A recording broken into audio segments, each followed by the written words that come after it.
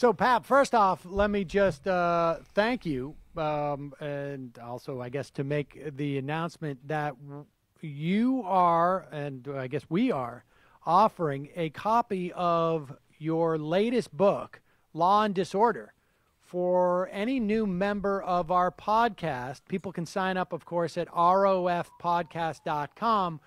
You sign up for the podcast, and we will send you an email that will get you your free copy of Law and Disorder. Just do me a favor, remind people of what Law and Disorder is about, because one of the things I think, in terms of the plot. But yeah, I think people following Ring of Fire certainly are going to be able to connect real well with Law and Disorder. I think the reason Law and Disorder is selling so well is because it talks about corporate stories that corporate media just aren't. They're not allowed to talk about. I mean, their advertisers don't let them. They don't let reason you don't see stories about pharmaceutical companies killing people, and which happens every day in this country. The reason you don't see those kinds of stories, or you don't see DuPont stories where they're, polluting an entire ecosystem, like the case I just finished handling. You don't see those stories in corporate media, and we talk about them, of course, on Ring of Fire. But this book, this is a fiction that's based on true stories. And I think that's the reason the book is selling so well. I think people are, they're seeing a part of the practice of law that they just aren't used to seeing, because it's real. I mean, they're real courtroom scenes, real deposition scenes, real companies doing really bad things. Yeah, and I gotta say, I mean, I'm a little biased, I think, but for me, the part that has really fascinated me about the type of law that you practice, and next week we're going to Mass Torts Made Perfect in Vegas. We're going to be doing at least part of this show from there, and I do the Majority Report from there. And the reason why people, I think, really enjoy those shows is because this world of tort law, of lawyers who do the work that you do, I don't think people fully understand just how important it is to protecting citizens, consumers, protecting workers, and particularly in an era where you have this massive deregulation by a guy like Donald Trump. What you do becomes that much more important, and I think people are fascinated by these stories. And the thing I loved about Law and Disorder, and I want to talk about just briefly the next episode of the trilogy. But the thing I love about it is it's so hard for me as a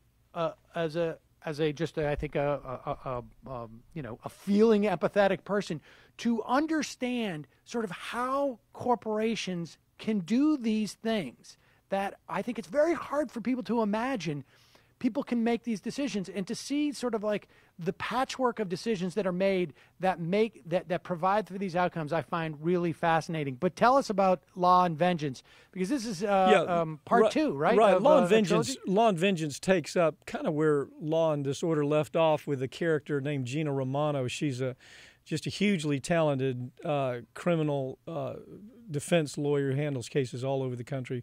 Mostly the big cases, and she's put in a situation to where she has to handle a whistleblower case where a defense contractor has sold to the American taxpayer a gun sight that's defective. It's defective, and this is, by the way, is a true story too. Right. The gun sight is defective to the point to where every 50 yards, the gun sight, it's called a hologram gun sight, it actually is off 3 degrees at 50 yards. So that gives you an idea of how inaccurate it is. It's off because of humidity. It's off because of temperature changes. But we actually handled that case. And so what I've done is just made it into a fiction that tells the story.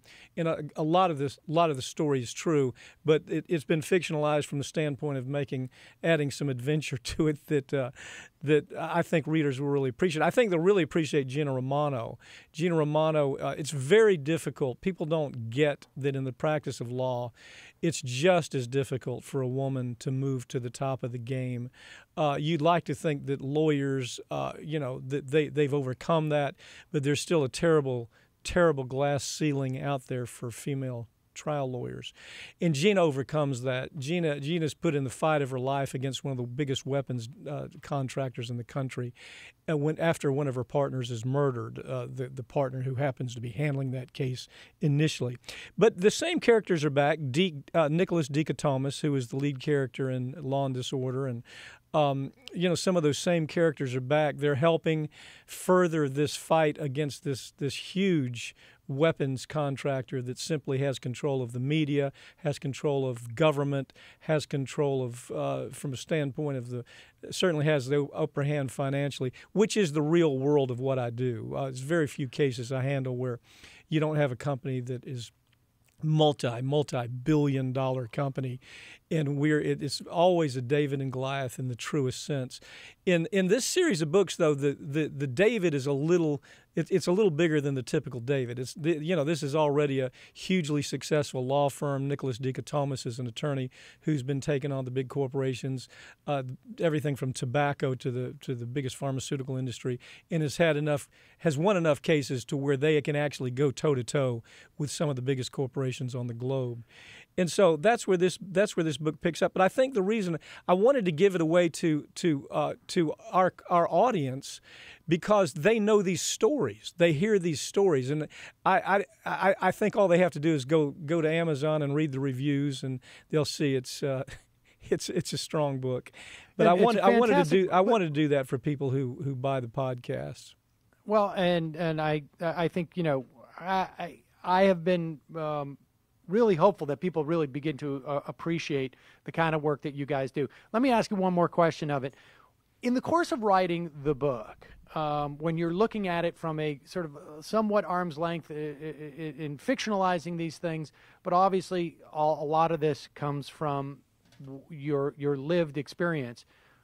Do you get have you gained any insights into just lawyering in general by reflecting upon it in this way? Well, it does. Every page you write, you have to keep in mind an overall strategy. The concept of, you've heard this, the concept of show me, don't tell me when you're writing. A good fiction should be more show me than it is tell me. And so with that in mind, every chapter that you're writing, you're building on the strategy that you might have actually used in trial, and you're thinking as you're writing the book, well, gee, I guess I could have done this. Next time I think I'll do this. But it's that show me, don't tell me kind of notion about how to write a book that kind of takes you there.